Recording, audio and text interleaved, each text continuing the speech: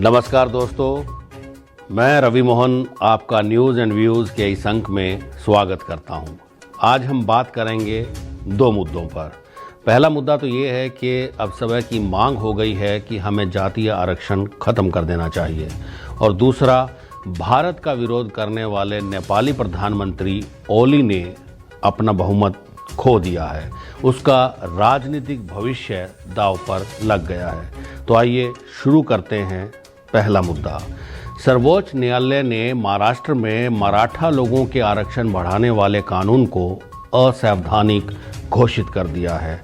महाराष्ट्र विधानसभा ने एक कानून सर्वसम्मति से पारित करके सरकारी नौकरियों और शिक्षा संस्थाओं में प्रवेश के लिए मराठा जाति का कोटा 16% बढ़ा दिया, यानी कुल मिलाकर जातीय आरक्षण 68% हो गया, जो कि 50% की सीमा का स्पष्ट उल्लंघन है। जातीय आरक्षण की ये उच्चतम सीमा 1992 में सर्वोच्च न्यायालय ने तय की थी। कई अन्य प्रांतों में भी अपने आप को पिछड़ा वर्ग कहने वाले जाट, राजपूत, गुज्जर, मुसलमान आदि जाति संगठनों ने अपने लिए आरक्षण बढ़ाने के लिए आंदोलन चला रखे हैं। महाराष्ट्र, कर्नाटक, आंध्र और बिहार, तमिलनाडु, पंजाब, राजस्थान आदि कई राज्यों ने तथाकथित पिछड़ी जातियों के लिए आरक्षण की सीमा का पहले ही उल्लंघन कर रखा है या करना चाहते हैं। इन सब राज्यों ने अदालत से अनुरोध किया था कि वो उन्हें 50% से अधिक आरक्षण की अनुमति दे दें। इन राज्यों की इस मांग का समर्थन सभी दलों ने किया। देश के एक भी नेता या दल की हिम्मत नहीं पड़ी कि वो इस अमर्यादित मांग का विरोध करे। वे विरोध कर ही नहीं सकते, क्योंकि इस मांग के पीछे उन्हें थोक में वोट मिलने का लालच है। भारत की राजनीति इसलिए लोकतांत्रिक कम और जाति तांत्रिक ज़्यादा है। आम आदमी अपना वोट डालते समय उम्मीदवार की योग्यता पर कम, अपनी और उसकी जाति पर ज़्यादा विचार करता है।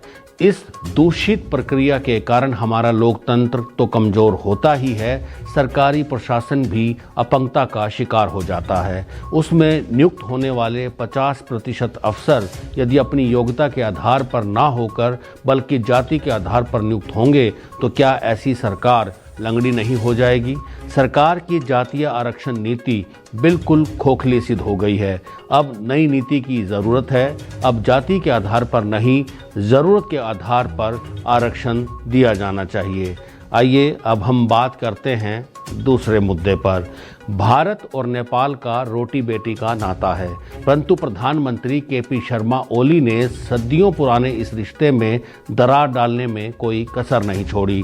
ओली ने नेपाल के घरेलू मामले में मनमाने निर्णय लेने के साथ साथ चीन के उकसावे पर भारत के 3 इलाकों लिपुलेख, कालापानी और लिम्पियाधुरा पर दावा जताने के अलावा अनेक भारत विरोधी कदम उठाए। उसने भारत विरोधी अनेक बयान दिए और नेपाल में कोरोना के प्रसार के लिए भी भारत को ही जिम्मेदार ठहराया था। बहरहाल, नेपाल पर कब्जा बनाए रखने की रणनीति के अंतर्गत जब ओली ने 20 दिसंबर 2020 को नेपाल की राष्ट्रपति विद्या देवी भंडारी से नेपाल की संसद भंग करने और देश में चुनावों की घोषणा करवा दी, तो उसके विरुद्ध देश में रोष भड़क उठा। ओली के इस कदम को असंवैधानिक, अलोकतांत्रिक, निरंकुश व जनादेश के खिलाफ बताते हुए रोष स्वरूप नेपाल कम्युनिस्ट पार्टी दो फाड़ हो गई। विपक्षी दलों ने इसके विरुद्ध सुप्रीम कोर्ट का दरवाजा खटखटाया, जिसने ओली को झटका देते हुए प्रतिनिधि सदन बहाल कर दिया।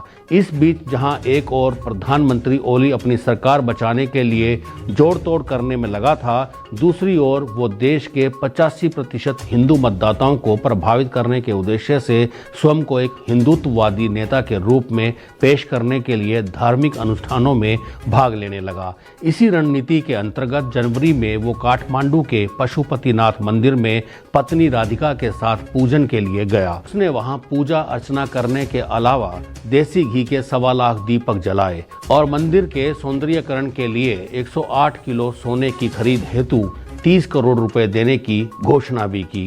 केपी शर्मा ओली इससे पहले कभी किसी मंदिर में नहीं गया था। उसके इस कदम को उसके विरोधियों ने संविधान पर हमला बताया, क्योंकि देश के संविधान में नेपाल को धर्मनिरपेक्ष राज्य का दर्जा दिया गया है।